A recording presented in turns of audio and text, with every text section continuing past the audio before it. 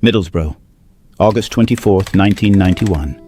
Late, a blues party on Martin Road, music, crowds, ordinary night. Until it wasn't.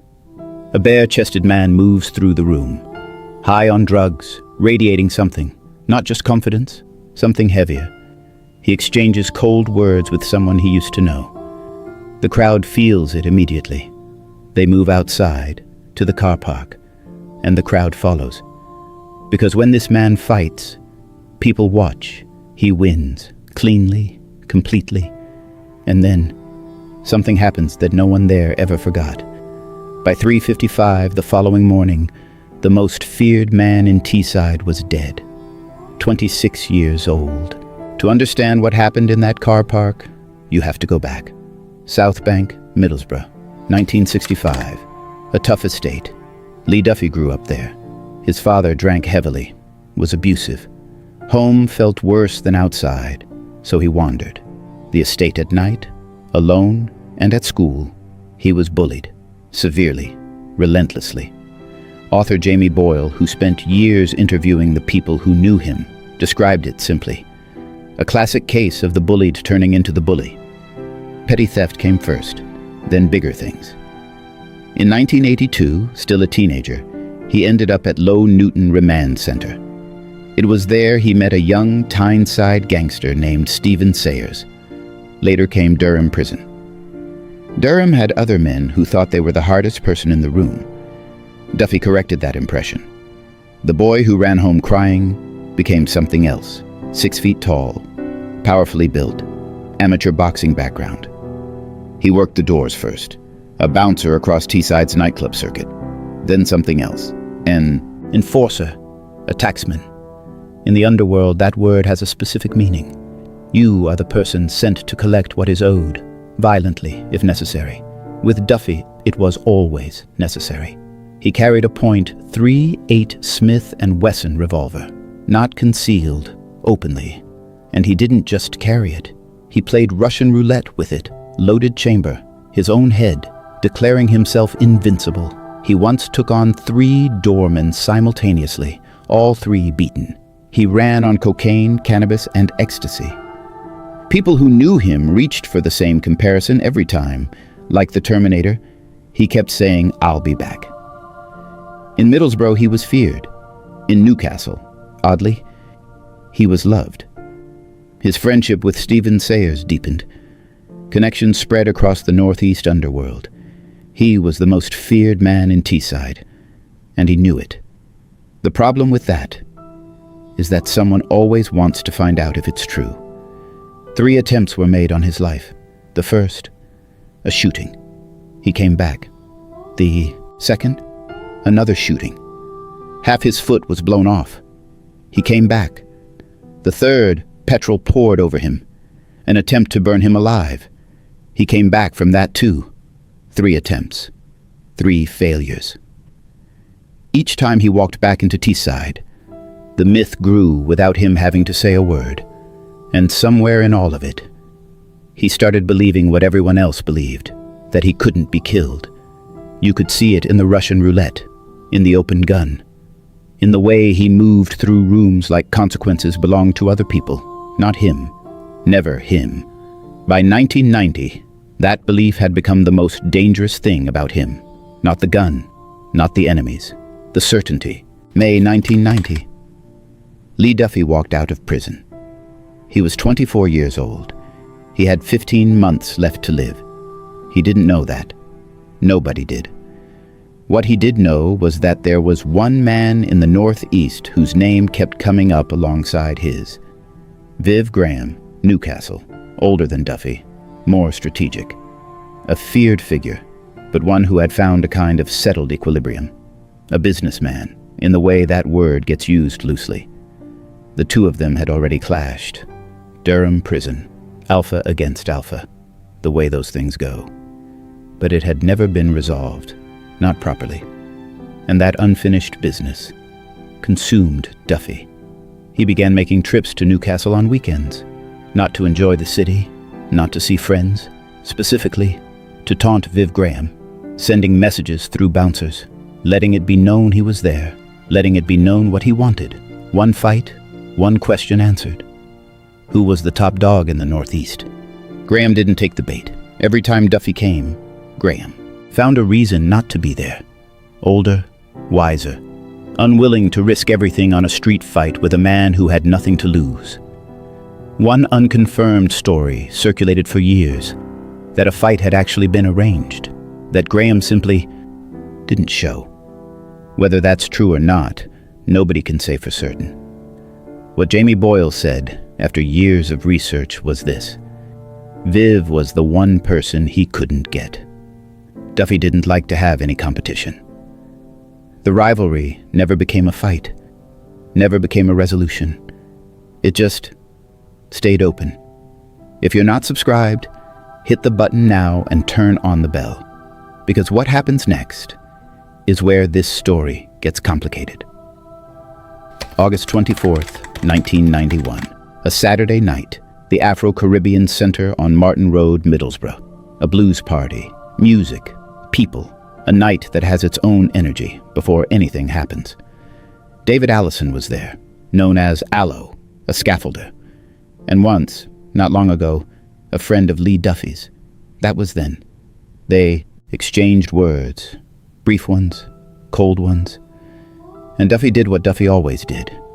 He poisoned the atmosphere, ordering people out of his way, making the room feel smaller, making everyone in it feel it. The crowd moved outside to the car park, and they followed, because that's what crowds do when they sense what's coming. Duffy was bare-chested, high. He moved into that car park the way he moved into every confrontation, like the outcome was already decided. Allison had a knuckle duster. It didn't matter. Duffy took him apart, hit him, dropped him, banged his head against the concrete ground. Winning, clearly, completely. The fight was over. Anyone watching could see that. The fight was over. Then someone in the crowd passed Allison a knife, one stab, underneath the left arm, just below the armpit. Duffy stopped. Something changed in him. Instantly, he collapsed in the middle of the road, the most feared man in Teesside, on the ground, calling for help. The crowd that had watched him dominate now watched something else entirely. He was rushed to Middlesbrough General Hospital. Doctors worked through the night, trying to stop the bleeding, trying to hold back what was coming. 3:55 a.m., August 25th, 1991. Lee Duffy was pronounced dead. 26 years old, he won the fight, and it killed him anyway. The morning after, David Allison picked up the phone, called his father. 4 words: "I think I've killed Lee Duffy." He handed himself in to police, charged with murder. The case went to Teesside Crown Court. February 1993, 18 months after that car park. Allison's defense was straightforward, self-defense. He feared for his life. He knew, everyone knew, that Lee Duffy carried a gun, and the court heard everything. The .38 Smith & Wesson, carried openly, the Russian roulette, a loaded chamber, his own head, the 3 doormen, beaten simultaneously, the assassination attempts, shot twice. Petrol poured over him, survived, all of it. Every story, every incident, every version of Lee Duffy that Teesside had spent years whispering about, heard in open court. The jury deliberated and returned, not guilty of murder, not guilty of manslaughter. The public gallery erupted. Cheers. Allison smiled. Outside the court, his mother spoke to reporters, and what she said was not what anyone expected. "It's not a true verdict. Lee would not have wanted him to go to jail because Lee was not a man who wanted anyone to go to jail." The detective who had led the investigation, Detective Chief Inspector Brian Leonard, had his own final word on the man at the center of all of it. "There won't be another bloke like Duffy." He paused. He was a one-off. Not guilty of murder. Not guilty of manslaughter. Cheers in the public gallery. Was that the right verdict? Or did the jury convict Lee Duffy's reputation instead of judging the facts? Tell me what you think below. September 1991. The streets of Middlesbrough lined with people, hundreds of them, standing, watching, paying something to a man who had terrified most of them while he was alive. The floral tributes filled 2 lorries, to and from Newcastle. 2 coaches made the journey south. Geordie mourners, people who had known the other version of him, the version that found peace across the border, the version that was loved rather than feared. They came anyway. All of them came. In the immediate aftermath, witnesses were reluctant, deeply reluctant.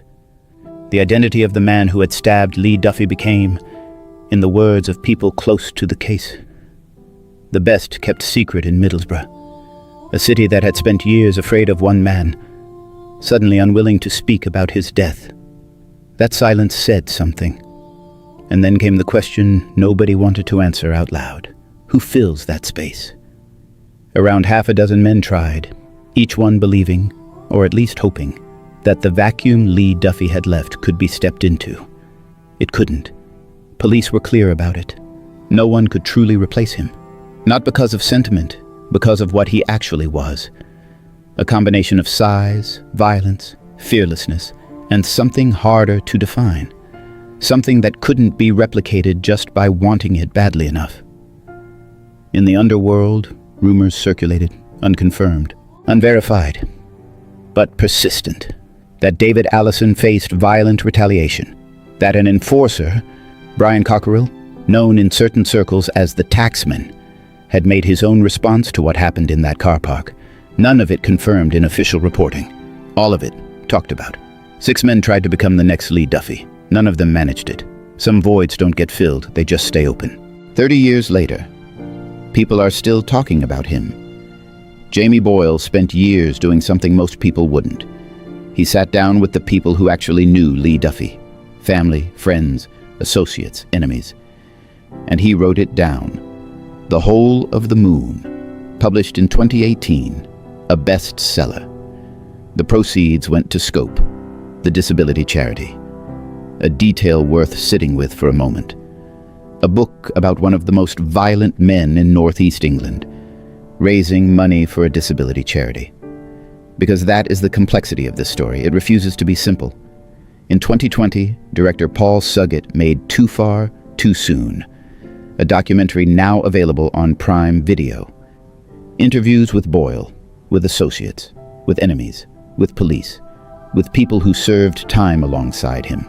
Hundreds of thousands of views on YouTube, a generation that wasn't alive in 1991, discovering Lee Duffy for the first time. And every time someone new discovers him, the same debate starts. Was he a misunderstood product of his environment? Or was he simply a monster?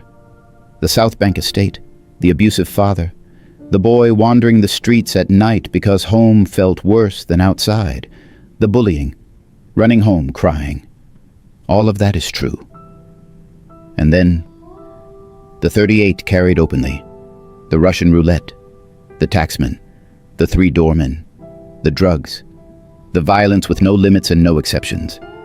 All of that is true as well. Both things. Simultaneously, the same person. Lee Duffy was a product of something. What that something was depends entirely on who you ask. If you made it to the end, thank you. Hit the like button if this story was worth your time. Subscribe if you want more. Every case on this channel is real, every detail verified. There's another story already waiting. Another figure from the north of England whose life became folklore, whose name is still spoken in the same breath as Lee Duffy's, and whose end was just as sudden. It's already queued if you're subscribed. See you on the next one.